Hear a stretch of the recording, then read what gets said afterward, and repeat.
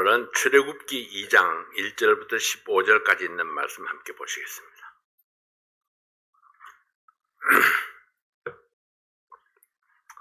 출애굽기 2장 1절부터 15절에 있는 말씀 한 절씩 교독하겠습니다. 레위 족속 중 한 사람이 가서 레위 여자에게 장가들었더니 그 여자가 잉태하여 아들을 낳아 그 준수함을 보고 그를 석 달을 숨겼더니 더 숨길 수 없이 되매 그를 위하여 가을 상자를 가져다가 역청과 나무 진을 칠하고 아이를 거기 담아 하숫과 갈대 사이에 두고 그 누이가 어떻게 되는 것을 알려고 멀리 섰더니 바로의 딸이 목욕하러 하수로 내려오고 시녀들은 하숫가에 거닐 때에 그가 갈대 사이에 상자를 보고 시녀를 보내어 가져다가 열고 그 아이를 보니 아이가 우는지라 그가 불쌍히 여겨 가로되 이는 히브리 사람의 아이로다. 그 누이가 바로의 딸에게 이르되 내가 가서 히브리 여인 중에서 유모를 불러다가 당신을 위하여 이 아이를 젖먹이게 하리이까. 바로의 딸이 그에게 이르되 가라. 그 소녀가 가서 아이의 어미를 불러오니 바로의 딸이 그에게 이르되 이 아이를 데려다가 나를 위하여 젖을 먹이라. 내가 그 삭슬 주리라. 여인이 아이를 데려다가 젖을 먹이더니 그 아이가 자라매 바로의 딸에게로 데려가니 그의 아들이 되니라. 그가 그 이름을 모세라 가로되 이는 내가 그를 물에서 건져내었음이라 하였더라. 여기까지 읽겠습니다. 출애굽기 2장 먼저 기도합니다. 아버지 하나님 감사합니다. 오늘 이 말씀을 통해서 모세를 부르시는 하나님의 섭리를 우리가 살펴봅니다. 하나님께서 하나님의 일을 하실 때에 얼마나 미리미리 예비하시고 계획하셔서 하나님의 뜻을 이루어 가시는가. 그 하나님의 계획 속에 내가 있다면 또 여러분이 있다면 또 우리는 어떻게 얼마나 하나님 앞에 귀하게 쓰임받을 수 있겠는가를 생각해 봅니다. 아버지 하나님 오늘 이 말씀을 통해서 다시 한번 우리 자신을 살펴보면서 하나님의 계획에 동참하는 그런 저희들 되게 도와주시옵소서. 예수님 이름으로 기도하옵나이다. 아멘. 출애굽기 2장에서는 장차 이스라엘 백성들을 애굽에서 구원해낼 이 모세의 출생과 성장 과정 그리고 모세의 자기 발견 이 미디안 광야에서의 도피 생활 이런 것들에 대해서 자세하게 기록하고 있습니다. 이 2장 한 장이지만은 모세의 40년 인생을 이렇게 나타내주고 있는 거죠. 모세는 애굽의 바로 왕의 남자아이 학살 정책을 한참 진행하고 있었던 불운한 때에 태어났습니다. 그러나 하나님의 특별하신 은총으로 이스라엘 학대의 본거지인 애굽의 궁궐에서 공주의 양자가 되어서 그것도 친어머니를 유모로 해서 어머니의 젖을 먹고 어머니의 품에서 어머니의 영향을 받으며 자라나게 되었습니다. 여러분 이보다 더 완벽할 수가 있을까요? 하나님의 주권 아래에 있는 하나님의 백성은 그 어떤 사소한 것도 우연일 수 없고 또 필연이라 했는데 이 모든 것이 하나님의 오묘하신 계획과 섭리 속에 이루어진다는 것을 생각할 때에 하나님께서 우리를 향하신 섬세하신 사랑을 우리가 다시 한번 절절히 깨닫게 됩니다. 그러므로 출애굽기는 모세를 주인공으로 내세운 듯이 보이지만은 실상은 하나님 자신이 모세를 통해서 그의 백성들을 향하신 자신의 뜻을 펼치시고 하나님의 사랑과 구원의 섭리를 나타내주고 있습니다. 모세는 백성들 앞에서 하나님의 대리자로 서고 하나님 앞에서는 백성들의 대표로 서게 되는 제사장 겸 선지자의 역할을 감당하게 되는 것입니다. 모세가 태어날 때에는 다른 아기들과 다름없이 태어났지만은 어린 나이에 나일강에 버려지고 애굽 공주에게 발견돼서 애굽 공주의 아들로 입양되는 극적인 과정을 거쳐서 성장하게 됩니다. 애굽의 궁궐에서 40년 동안 공주의 아들로 자라면서 애굽의 모든 문물을 익히고 당당한 청년의 모습으로 성장하게 됩니다. 하나님께서 쓰시기 위해서 40년 동안 애굽의 궁궐에서 훈련받는 그런 모습을 보게 되죠. 그러한 그에게 살인을 앞에 두고 자기 발견의 기회를 맞게 됩니다. 그것은 단순한 살인이 아니라 애굽의 왕자로서의 삶을 포기하는 것이고 학대받는 유대민족과 운명을 같이 하는 그런 결단을 나타내는 살인입니다. 이때부터 그의 망명생활이 시작됩니다. 그러나 그것 또한 하나님의 훈련이었음을 우리는 발견할 수 있습니다. 한 사람의 하나님의 일꾼을 길러내기 위해서 얼마나 섬세한 하나님의 계획과 손길이 있었는가를 보여주고 있습니다. 그때 그 시대만 그랬을까요? 지금도 역시 마찬가지로 하나님께서는 하나님의 계획을 위해서 사람을 선택하시고 키우시고 훈련하시고 드디어 때가 되면은 그리고 그 훈련을 잘 받아내는 사람을 하나님께서 들어서 사용하시는 하나님이십니다. 첫 번째로 우리는 모세의 어린 시절을 살펴봅니다. 이러한 대작품과도 같은 한 작품과도 같은 지도자를 길러내는 데에는 하나님의 섭리와 계획에 순종함으로 쓰임받았던 3명의 여인이 있었음을 발견합니다. 오늘 우리는 이 3 여인에 대해서도 함께 살펴보도록 하겠습니다. 첫 번째 여인은 요게벳입니다. 요게벳은 아들을 낳았습니다. 그러나 그녀는 아들로 인해서 마냥 기뻐할 수만 없었습니다. 왜냐하면 히브리인 가정의 아들을 낳으면 즉시 죽이라는 바로의 명령이 떨어져 있었기 때문입니다. 출애굽기 1장 16절 말씀에 보면 가로되 너희는 히브리 여인을 위하여 조산할 때에 살펴서 남자여든 죽이고 여자여든 그는 살게 두라. 22절에 가서 보면은 그러므로 바로가 그 모든 신민에게 명하여 가로되 남자가 나거든 너희는 그를 하수에 던지고 여자여든 살리라 하였더라. 자, 처음에는 이 해산을 도우는 그 도우미에게 이야기를 했지만 그게 잘 통하지 않으니까 이제는 모든 신민에게 모든 그 백성들에게 명령을 내립니다. 남자는 하수에 던지고 여자만 살리라. 그렇게 이야기를 하죠. 아들을 몰래 키우다가 들키면은 아이는 물론이고 그 부모까지 처벌을 받는 무서운 법이 선포되어 있었습니다. 그러나 요게벳은 바로의 칼날 같은 명령을 어기고 3달 동안 그 아이를 몰래 키웠습니다. 그녀는 바로의 명령보다 하나님의 말씀을 더 중시했습니다. 인간의 생명을 죽이는 것이 결코 자기의 권한이 아님을 알았고 비록 소망이 눈앞에 보이지 아니할지라도 그녀는 최선을 다해서 그의 생명을 연장시켜 갔습니다. 그녀는 하나님을 의지하는 믿음으로 자기 목숨의 위태로움을 돌아보지 아니하고 아기를 지키고 키웠습니다. 이것은 믿음으로 살아가는 어머니의 마음입니다. 그러나 얼마나 많은 어머니들이 눈물을 머금고 아이를 버렸을까요? 수많은 아이들이 생명을 잃었을 것입니다. 히브리서 11장 23절에 보면은 믿음으로 모세가 낳았을 때에 그 부모가 아름다운 아이임을 보고 3달 동안 숨겨 임금의 명령을 무서워 아니하였으며 그러나 3달이 지나니까 이제 더 이상 키우기에 불가능한 상황이 왔습니다. 아이의 울음소리가 점점 더 커지고 이웃에 노출될 위험이 커져갔습니다. 마침내 그녀는 기도하는 가운데에 결단을 내렸습니다. 아이를 위해서 갈 상자를 엮었습니다. 역청을 칠하고 배를 만들었습니다. 얼마나 많이 연구를 했을까요? 배를 만들 생각을 하다니요. 그리고 아기를 갈 상자에 눕히고 나일강에 띄워 보냈습니다. 어떤 마음으로 아들을 보냈을까요? 얼마나 간절하게 하나님께 기도했을까요? 요게벳의 기도를 한번 생각해 봅니다.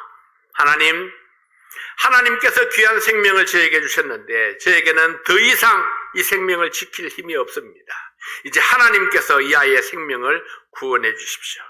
이제 갈상자에 태워서 나일강에 띄울 터인데 하나님께서 그와 함께 하셔서 그를 구원의 길로 인도해 주십시오.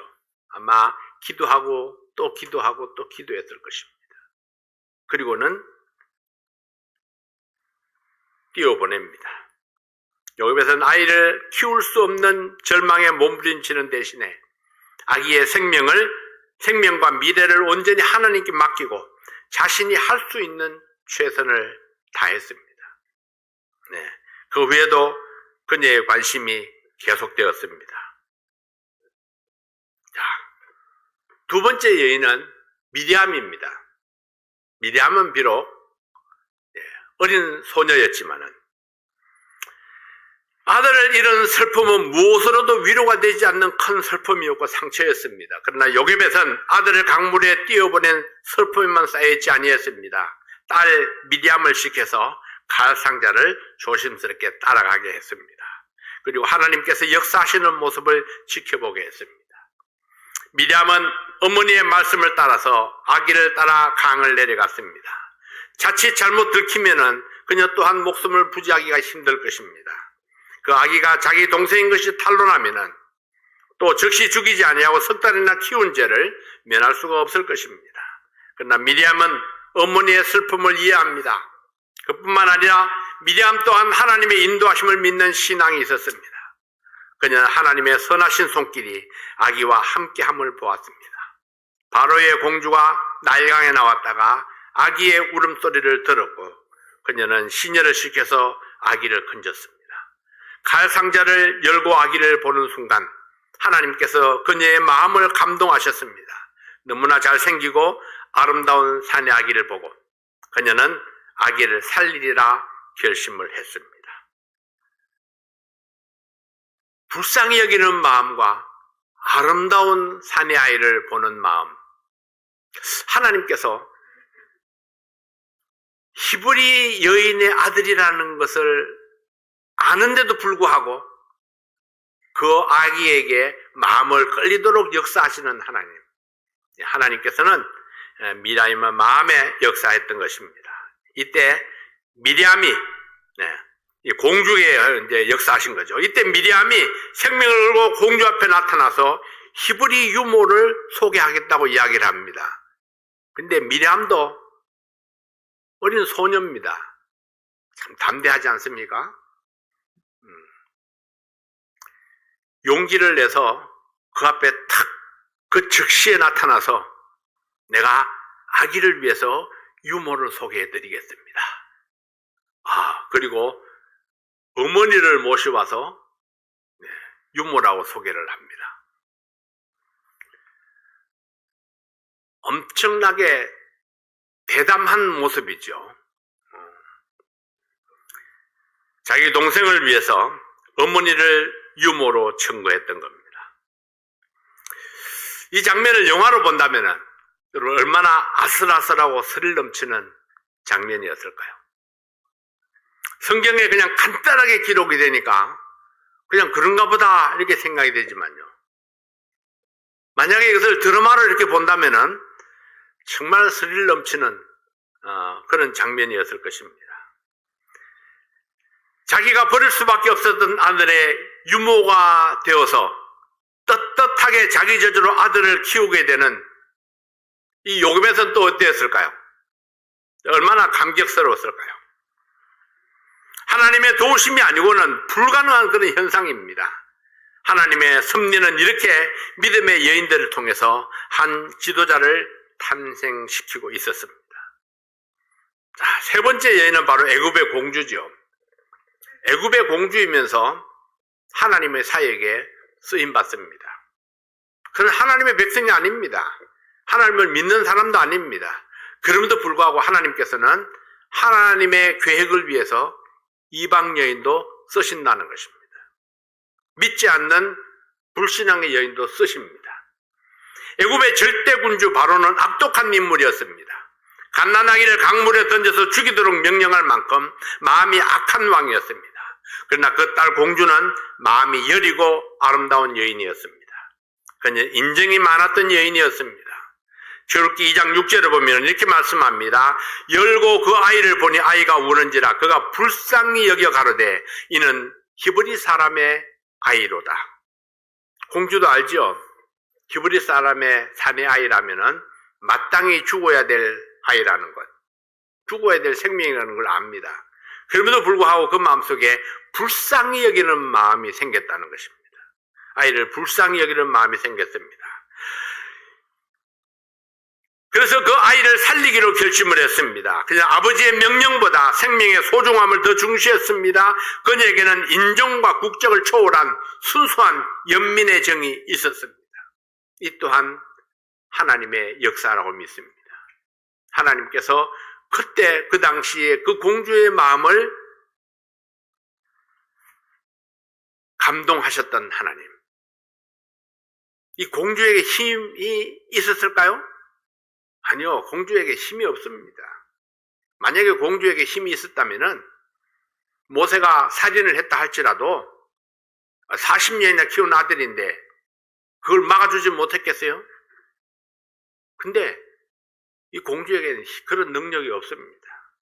그만큼 아버지의 절대 권력 앞에 힘없는 그런 공주입니다. 그러나 그럼에도 불구하고 이 공주는 아마도 크디 큰 그 궁궐 안에 바로에게 들키지 않고도 키울 수 있는 그런 환경이 되어 있지 않았을까요? 어쨌든 공주는 그 아기를 모세라 이름을 짓고 자기의 양자로 삼았습니다. 그래서 자기의 아들로 키웁니다. 하나님께 쓰임받는 데에는 국적도 아니고 인종도 아닙니다. 신분의 종기 비천도 아닙니다. 그 마음을 부드럽게 하고 하나님 쓰시기에 합당한 그릇이 되면은 하나님께서는 그가 누구이든지 하나님의 은총을 베풀고 그를 통해서 하나님의 일을 이루어 가시는 것입니다. 요게벳의 믿음, 미리암의 순종, 애굽 공주의 성품, 이 모든 것이 절묘한 조화를 이루어서 하나님께 쓰임받았을 때에 하나님의 위대한 종 모세가 하나님의 역사 속에 등장하게 된 것입니다. 우리에게는 우연이란 없습니다. 모든 것이 필연이요 하나님의 섭리 속에 이루어져 감을 믿습니다. 여러분과 저희의 만남, 또 이 교회를 통해서 일어나는 모든 일들, 또 성도 상호 간의 여러 가지 마찰들, 울고 웃기는 모든 사건들, 교회의 모든 행사들, 내 마음을 아프게 하는 모든 일들, 또 말들, 소문들, 여러분 이 모두가 하나님의 계획과 섭리 속에 이루어가는 그 과정 속에 일어나는 것이라는 사실을 믿습니다. 여러분 부정적인 것도 있죠. 그러나 그 부정적인 것을 넘어서서 하나님께서는 또 다른 긍정을 예비하고 계시는 하나님이십니다.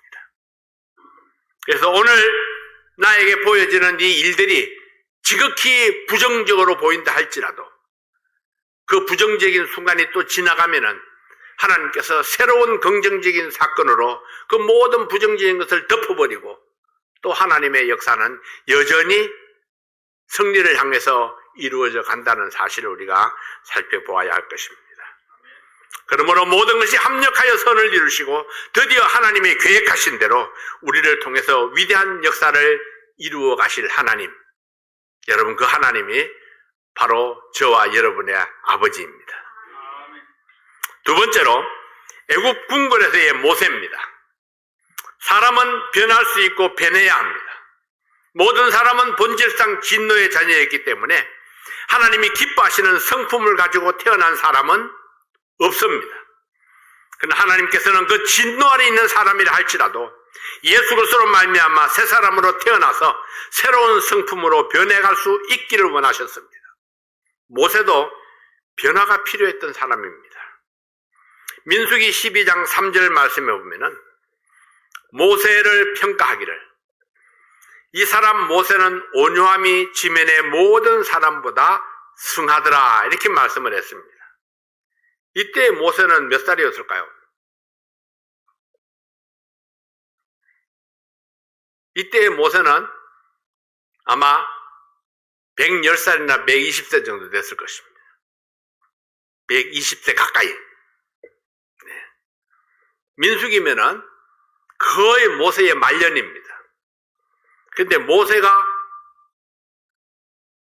이렇게 자라나서 100년이 지난 후에 드디어 이 사람 모세는 온유함이 지면의 모든 사람보다 승하더라, 이런 평가가 있었다는 것입니다. 하나님께서 얼마나 갈고 닦았겠습니까?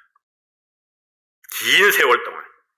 그러나 오늘 우리가 출애굽기 2장에서 보는 모세는 전혀 그렇지 않습니다. 젊은 시절의 모세는 불같은 성격을 소유한 사람이었고, 다듬어지지 아니한 모난 성격의 소유자였습니다. 모세는 40년 동안 애굽의 모든 학문과 교양을 충분히 배운 사람이었습니다. 그러나 그의 학문이 그의 성품을 바르게 하지 못했습니다. 모세는 자신의 불같은 성격을 다루지 못해서 애굽 사람을 쳐 죽였습니다. 그리고 머릿속에 감추어 버렸습니다. 비록 내 동족을 위한다는 핑계를 댈 수도 있겠지만은 어떤 경우에도 혈기로 사람을 죽이는 것이 용납될 수는 없습니다. 이 사건을 위해서 모세는 궁궐에서 쫓겨나서 도망자의 삶을 살게 됩니다. 애굽을 떠나서 미디안 땅으로 도망해서 40년 동안이나 광야에서 양떼들을 돌보면서 목자 생활을 하게 되었습니다. 하나님께서는 그의 목자 생활을 통해서 지도자로서의 자질과 신앙과 겸손을 배우게 하셨고 하나님 쓰시기에 합당한 모습으로 훈련해 가셨습니다. 자, 첫 번째는 우리가 다스림 받아야 할 모세의 혈기를 살펴봅니다. 출애굽기 2장 12절 말씀에 좌우로 살펴 사람이 없음을 보고 그 애굽 사람을 쳐 죽여 모래에 감추니라. 인간적 견지에서 본다면 이것은 애국심의 표출이라고 볼 수도 있을 것입니다. 자기 동족을 괴롭히는 애굽인을 보았을 때에 그는 민족적인 분노를 품었습니다. 그는 자기의 정체성을 확인하는 순간이기도 했습니다. 그래서 어떤 분들은 어머니의 젖을 먹으면서 자기가 히브리인이라는 긍지를 가졌고 자기가 히브리인이기 때문에 히브리인을 괴롭히는 애굽인들을 참지 못하고 의분에 차서 죽였다, 그렇게 미화할 수도 있을 것입니다. 그러나 살인은 미화될 수가 없습니다. 히브리인을 보면서 내 민족이라 생각했고 애굽인을 보면서 내 민족을 괴롭히는 악한 사람이라고 생각했을 것입니다. 그는 즉흥적으로 과격한 행동을 드러냈습니다. 애굽인을 쳐 죽이고 모래속에 감추어버렸습니다. 그리고 완전 범죄를 이루었다고 생각했습니다. 여러분, 모세의 실수가 무엇입니까? 그는 자신의 감정을 다스리지 못했습니다. 순간의 혈기를 따라 살인을 저질렀습니다. 그는 좌우를 살펴서 사람이 없는 것은 확인했지만은 하나님이 내려다보시는 위는 인식하지 못했습니다. 범죄하는 사람들은 한결같이 좌우만 살핍니다. 자신의 근시안적인 눈을 생각하지 못합니다. 그래서 사람들은 하나님 무서운 줄 모르고 다른 사람을 기만합니다. 다른 사람을 함부로 판단합니다. 다른 사람에게 상처를 줍니다. 아무도 듣는 사람이 없다 생각하고 함부로 부정적인 말을 합니다. 자기의 생각이 옳다고 착각을 합니다. 모세의 불같은 성격은 하나님의 뜻을 기다리지 못했습니다. 하나님의 계획이 있었다면 하나님의 때가 있었을 것입니다. 행동에 앞서서 하나님께 기도하고 하나님의 뜻을 먼저 구했어야 함에도 불구하고 그는 좌우만 살피고 하나님을 생각지 못했습니다. 즉흥적인 행동으로 일을 저질러버리고 말았습니다. 하나님께 쓰임받는 사람은 쓰임받고 싶은 의지만으로는 부족합니다. 하나님께서 쓰시기에 합당한 모습으로 훈련되기 전에는 하나님께 쓰임받을 수 없습니다. 불같은 성격의 베드로, 언제나 앞장서서 말하기 좋아하고 덤비기 좋아했던 베드로도 하나님께서 훈련하셔서 변화되었을 때에 그때 드디어 하나님의 사에게 쓰임받을 수 있었습니다. 우리의 아들이라 불렸던 요한, 예수님의 사랑을 독차지하려 했던 그 요한도 하나님의 훈련 과정을 거치고 변화되었을 때에 그때 비로소 귀하게 쓰임받을 수 있었습니다. 그러나 이들이 예수님을 만나자 곧 변화되었던 것은 아닙니다. 예수님을 만나고 수많은 기적들을 보고 부활하신 예수님을 만나고 난 후에야 비로소 변화되기 시작한 것을 보면 구원이 곧 변화를 가져오는 것은 아닙니다. 구원받고 난 후에도 오랜 세월 동안 끊임없이 변해서 하나님께서 쓰시기에 합당한 그런 모습까지 변화되어 갔을 때에 그때 하나님께서 하나님의 계획에 의해서 쓰시는 사용하시는 사람이 될 수 있을 것입니다. 우리의 삶 속에서 기도하고 말씀을 묵상하고 자기를 쳐서 복종시키는 가운데에 우리의 성품이 훈련되어지고 그때 하나님께서 우리를 사용하시는 것입니다. 물론 하나님께서는 완벽하게 될 때까지 기다리지는 않습니다. 모세가 언제요? 120세가 거의 되었을 때 그때에 하나님께서 그의 성품을 평가하셨습니다. 모세가 하나님께 쓰임받을 때는 80세부터였습니다. 80세부터 하나님께 쓰임받아서 40년 세월을 쓰임받으면서 점점 하나님 앞에 아름다운 모습으로 성장해가고 변화되어 갔던 것을 보게 됩니다. 우리는 하나님이 쓰시기 원하시면은 비록 미성숙해도 아직 훈련 중이라 할지라도 아직 훈련생이라 할지라도 그래도 하나님이 쓰시도록 나 자신을 내려놓을 수 있어야 됩니다.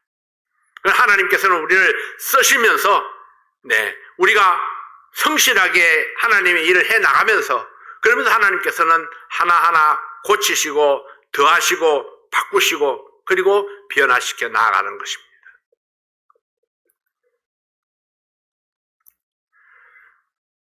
그래서 우리는 하나님께 더욱 귀하게 쓰임받을 수 있도록 날마다 자신의 모난 성품, 잘못된 성격들을 쳐서 하나님의 명령에 복종시키는 삶을 살아가야 할 것입니다. 두 번째는 판단하지 말라는 것입니다. 모세가 애굽인을 쳐 죽인 다음 날 이번에는 같은 히브리인들이 싸우는 장면을 목격했습니다. 이때 모세는 그들의 싸움에 심판자로 끼어들었습니다. 13절 말씀에 보면은 이튿날 다시 나가니 두 히브리 사람이 서로 싸우는지라 그런 자에게 이르되 내가 어찌하여 동포를 치느냐.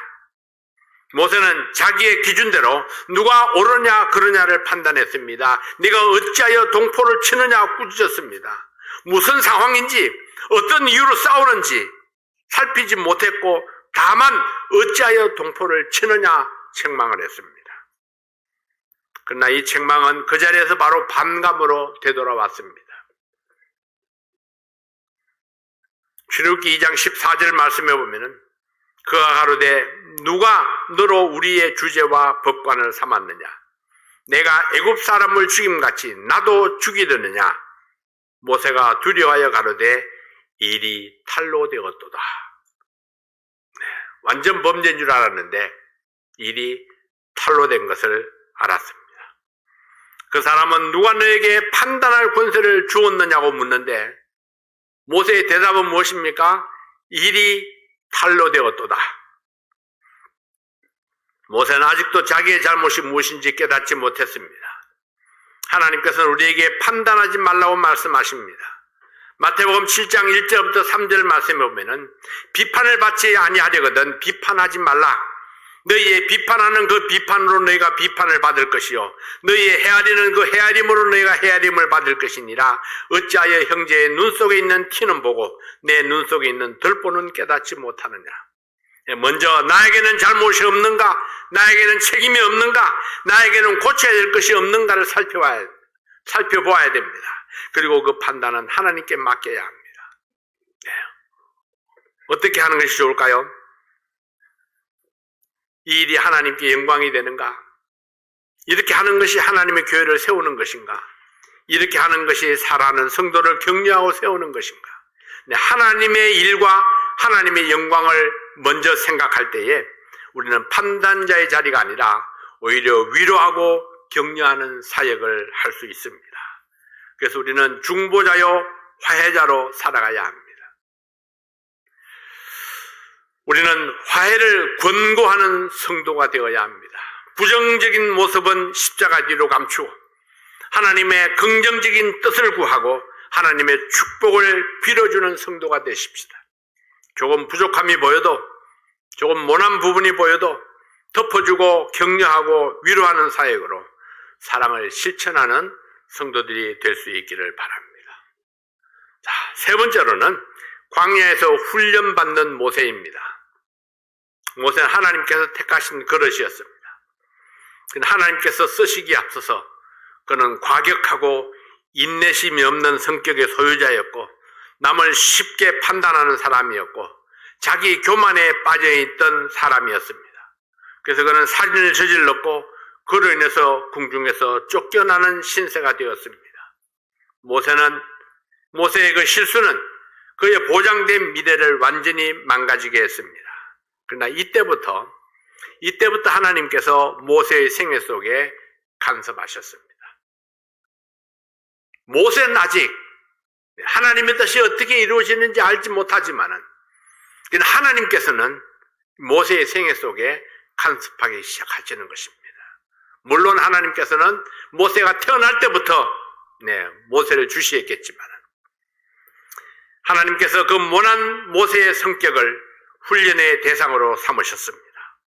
모세는 바로의 낯을 피하여 미디안 땅으로 도망을 했습니다.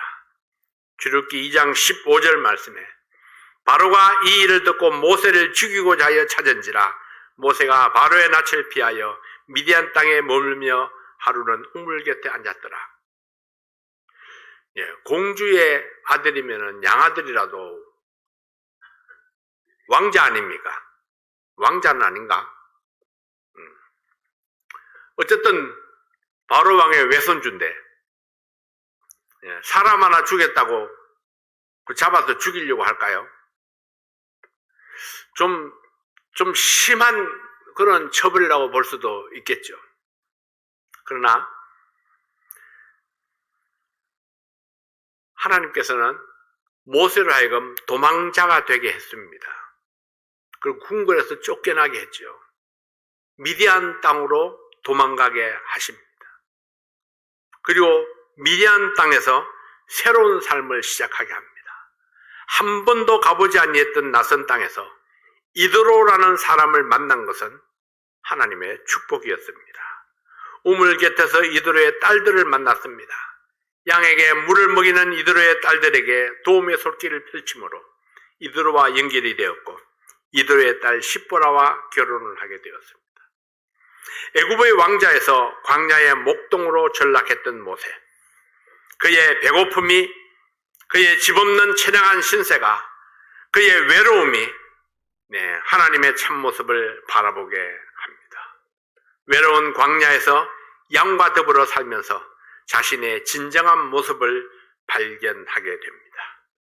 불순종하는 양을 통해서 어떤 순종이 진정한 순종인가를 배우게 했습니다. 내 뜻대로가 아니라 내 판단, 내 기준대로가 아니라 그 주인의 뜻대로 복종해야 함도 배웁니다. 어쩌면은 양치는 목동만큼 이런 것들을 잘 배울 수 있는 직업도 드물 것입니다. 왜냐하면은 양들이 꼭 우리의 모습과 비슷하니까요. 하나님께서는 실패같이 보이는 모세의 광야 생활을 통해서 하나님의 선하신 뜻을 이루어 가셨습니다. 계속해서 이제 하나님께서 십보라와의 결혼을 중심으로 이 40년 동안 광야에서 모세를 다듬어 가시는 그런 장면들 간단하게 표현하고 있지만은 그러나 40년 세월은 결코 짧은 세월은 아닙니다. 80세면 우리는 노인네 아닙니까? 근데 40년을 최고의 공부를 하게 하시고 40년은 완전히 그냥 광야에서 목동이 되어서 이 양떼들과 함께 더불어 살게 하시는 하나님, 극과 극을 치닫습니다. 그리고 그 다음에 이제 하나님께서 그를 사용하시기 위해서 부르시는 거죠. 사랑하는 여러분, 무엇이 실패이고 무엇이 성공입니까? 하나님 앞에서 가려지는 것, 외면되어지는 것이 실패인 줄은 알고 있습니까? 하나님 앞에 인정되어지고 하나님의 간섭 속에 있는 그 자체가 성공의 도상에 있음을 믿으시기 바랍니다. 우리의 성공과 실패는 바로 이렇게 판단되어져야 합니다. 하나님 앞에서 가려지는 인생, 외면되어지는 인생이 실패한 인생입니다. 네, 하나님 앞에 붙잡혀서 하나님의 간섭 속에 있는 그 자체가 바로 성공의 도상 위에 놓여 있다는 사실을 우리가 믿어야 됩니다. 하나님께서 여러분의 삶을 간섭하고 있다면은 그것이 어떤 모습으로 나타나든지 여러분은 성공을 향해서 달려가고 있습니다. 내가 어려움 중에도 하나님 앞에 기도하고 있고 하나님께서 그 기도를 응답하고 있다면은, 하나님이 내 삶을 인도해 가시고 있다고, 내 삶에 간섭하고 있다는 그런 믿음이 있다면은 나는 여전히 성공 가도를 달려가고 있는 것입니다. 하나님의 뜻을 구하십시오. 모든 판단은 하나님께 맡겨야 됩니다. 우리는 바른 기준을 가지는 것이 필요합니다. 모든 기준은 하나님께 영광이 되는가, 하나님의 교회를 세우는 일인가, 살아가는 성도를 격려하고 세우는 일인가, 거기에 우리의 기준점을 둘 수 있어야 됩니다. 하나님께서 여러분의 남은 생애를 위대하게 사용해 주시도록 기도하시기 바랍니다. 그러면 하나님께서 내 기도대로 내 남은 생애를 또 위대하게 사용하실 준비를 하실 것입니다. 지금까지 하나님께서 나에게 어떤 계획을 가지고 있었든지 상관없이 하나님은 또 다른 계획을 세우실 수 있는 분입니다. 내가 어떤 결심을 하느냐에 따라서, 내가 어떤 태도를 가지냐에 따라서 하나님께서 또 다른 계획을 가지고 나의 남은 생활을 이끌어 가실 수 있는 하나님, 그 하나님 앞에 우리의 미래를 맡기시는 여러분들 되시기를 바랍니다. 기도하겠습니다. 아버지 하나님, 감사합니다. 오늘도 우리와 함께 하시는 하나님, 오늘도 하나님께서 우리를 다듬으시고 하나님 쓰시기에 합당한 그릇으로 만들어 가시기를 기뻐하시는 하나님, 우리의 기도를 들으시고 우리를 통해서 하나님의 위대한 일을 이루어 가시기를 원합니다. 하나님 앞에 쓰임받기를 원합니다. 아버지 하나님, 우리 한 사람 한 사람의 성품을 주께서 주장하시고 내 삶 속에 역사해 주시고 간섭해 주셔서 하나님의 뜻이 내 삶을 통해서 이루어지기를 간절히 바라고 원합니다. 살아가는 모든 성도들이 하나님 말씀 앞에 순복함으로 하나님으로 기뻐하고 감사하며 하나님 앞에 우리의 미래를 맡기는 귀한 성도들 되게 하여 주시옵소서. 아버지 하나님, 오늘 어디에서 예배를 드리든지 예배드리는 모든 분들, 하나님의 말씀 앞에 있는 분들을 하나님 축복해 주시옵소서. 예수님 이름으로 간절히 기도하옵나이다. 아멘.